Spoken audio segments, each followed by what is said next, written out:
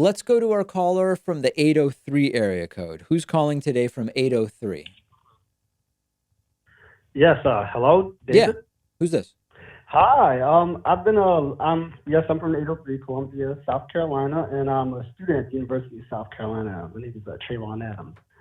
And I've been wondering what were your thoughts on the current wealth gap in our society. And lately in my classes, we've been talking a lot about pretty much fascism or war Hmm. because of the wealth gap is so wide now. And I wanted to get your opinion on that. Do you think those are our only two options, or do you think if we're heading down one or the other? No, no. I mean, listen, successful social democracies that properly and aggressively regulate capitalism have reduced wealth gaps significantly. They've brought up the bottom.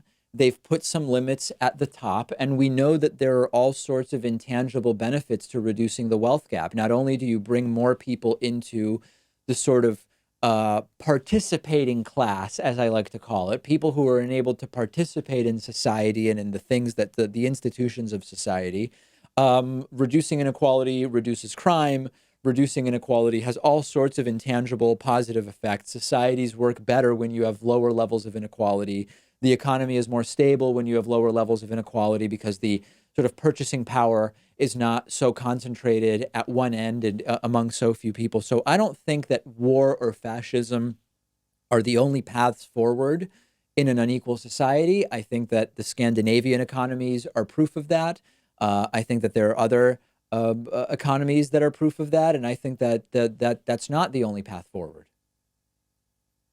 Oh yes, I am in agreement with you about the social democracies such as like Finland and the Swedes, but also I just want to know, I guess mainly pertaining to America, Yeah. because unlike those countries, we don't invest heavily in social programs such as like education or teacher pay, to keep a clear dialogue.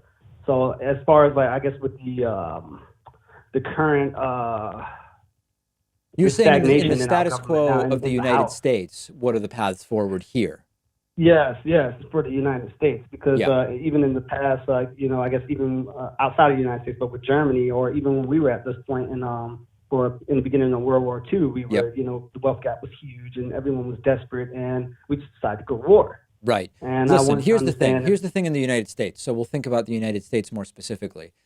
The desire among the voters is already there, basically for economies that look much more like the Scandinavian economies. You ask people, should the government provide a basic level of health care to everybody, even if they can't pay? Two-thirds to three-quarters of Americans say yes.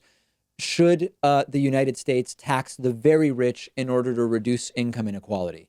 Majority of the country says yes. I could go on. Okay. So the voters Mhm, already mhm. want that stuff. The problem we have in the United States is that the desires of the rich and of big corporations are overwhelmingly likely to be made into law by our elected officials compared to Yeah, if you're just a random middle class guy who goes something like and eight votes. percent. So we Yeah. need to fix the Mhm. political system. Fascism, I don't think, is going to get us better teacher pay and the other things that you're talking about. And war Yeah, definitely certainly isn't don't. going to do it. Definitely not advocating for it. No, I no, guess I know I'm you're just not. I know being you're a little not. Yeah. pessimistic.